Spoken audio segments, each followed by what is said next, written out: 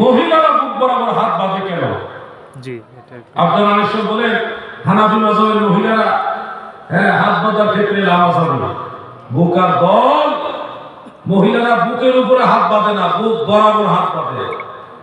বুক বরাবর হাত বাঁধার মূল কারণ হলো কোরআন শরীফের সূরা বাকারা আয়াত নম্বর 238 আল্লাহ তাআলা বলেছেন, যারা পারেন তেলাওয়াত করেন, বিসমিল্লাহির রাহমানির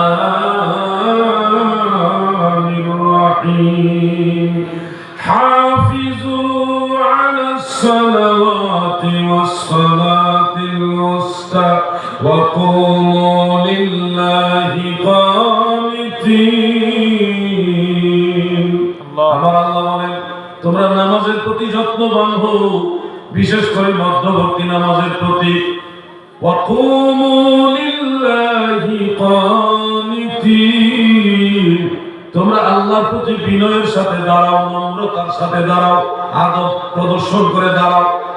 যারা মেরিট পার্সন আপনারা যার স্ত্রীকে দিয়ে চিন্তা করবেন, অথবা নিজের মাকে দিয়ে চিন্তা করবেন, অথবা নিজের বোনকে দিয়ে হয়তো চিন্তা করতে পারেন, ইচ্ছাটা না করাই ভালো। নিজের মা অথবা স্ত্রীকে দিয়ে চিন্তা করবেন।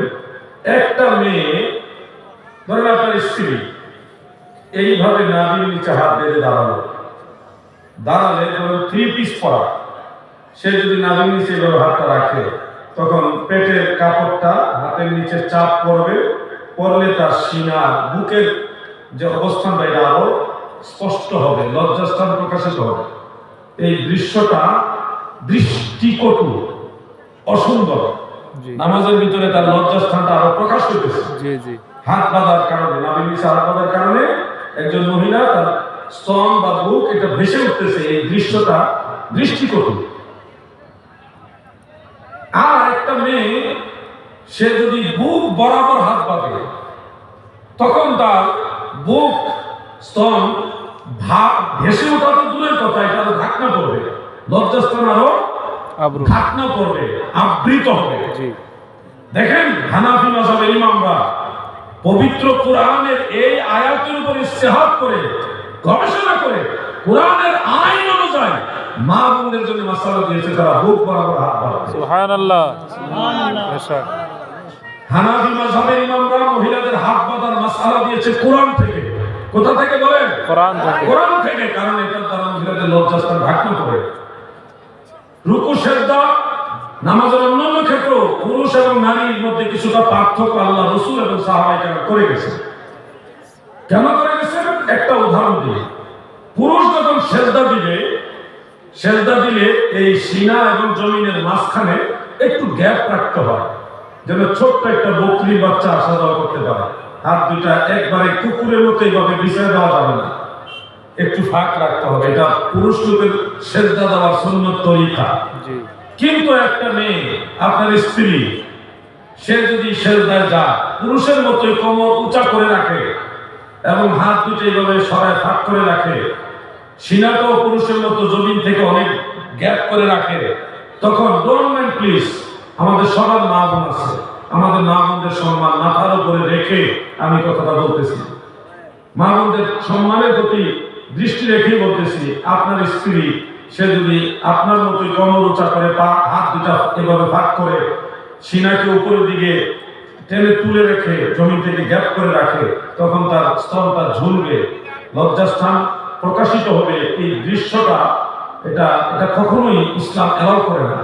এই জন্যে সাহাবায়ে কেরাম বলেছেন, সহিহ হাদিস আছে, আন্নাহু সুইলা আনিস সালাতিল মারআ ক্বালা তাজতামিউ ওয়া তাহতাফিজু। মহিলারা, এদিকে খেয়াল করবেন, এদের মুরব্বী মহিলাদের মাসআলা, নামাজের সেজদার মাসআলা আল্লাহ রাসূল এবং সাহাবায়ে কেরাম বলেছে, তারা নামাজে জড়সড় হয়ে সেজদা দিবে, নামাজ পড়বে এবং একটা অঙ্গ আরেকটা অঙ্গের সাথে লাগিয়ে রাখবে। তো মহিলা দেখে দুইটা পয়েন্ট খেয়াল করবে। এক নম্বর হলো, যদি জড়সড় হয়, গ্যাপ না রাখে, তাহলে ওনাদের স্তন আর ভেসে উঠতেছে না, লজ্জাস্থান প্রকাশ হচ্ছে না, দৃষ্টিকটু পজিশন আর দেখা যাচ্ছে না। দ্বিতীয়ত, আপনার স্ত্রী সে সেজদায় পুরুষের মতো যদি কোমর উঁচা করে রাখে, তখন এই দৃশ্যটা কিন্তু সুন্দর না। এই ধরনের দৃশ্য স্বামীর জন্য, স্ত্রীর জন্য স্বামী, এটা শোভনীয় না নামাজের ক্ষেত্রে। সে যখন জড়সড় হয়ে যাবে, কোমর দিবে, জড়সড় হয়ে সেজদা দিবে, তখন তার লজ্জাস্থান ঢাকনা পড়বে। নামাজের এই বিষয়গুলি প্রত্যেকটা মা বোনের ক্ষেত্রে আল্লাহ এবং আল্লাহ রাসূল, সাহাবায়ে কেরাম প্রত্যেকটা ক্ষেত্রেই মহিলাদের লজ্জাস্থান যেন ঢাকনা পড়ে, এটাকে গুরুত্ব দেওয়া হয়েছে। এই জন্য পবিত্র কোরআনের ওই আয়াত অনুযায়ী ফুকাহায়ে আহনাফ মহিলাদেরকে বুক বরাবর হাত বাঁধার মাসআলা দিয়েছেন, যেন তাদের লজ্জাস্থান নামাজের ভিতরে ভেসে না ওঠে। সুবহানাল্লাহ। ইসলাম কত সুন্দর ধর্ম, দেখে কত সুন্দর ধর্ম ইসলাম। নামাজের ভিতরে যেন আমাদের মা বোনদের লজ্জাস্থান প্রকাশ না হয়, এটাকেই গুরুত্ব দেওয়া হয়েছে। সুবহানাল্লাহ বলেন। অতএব আমরা কি জানলাম? পুরুষ লোক নাভির নিচে হাত বাঁধবে আর মহিলারা বুক বরাবর হাত বাঁধবে, এটাই কোরআন এবং সহিহ হাদিস দ্বারা প্রমাণিত। আল্লাহ যেন সব ভাইকে বোনকে বোঝার তৌফিক দেন। সবাই বলেন আমিন। সবাই বলেন আমিন। আমি আলোচনা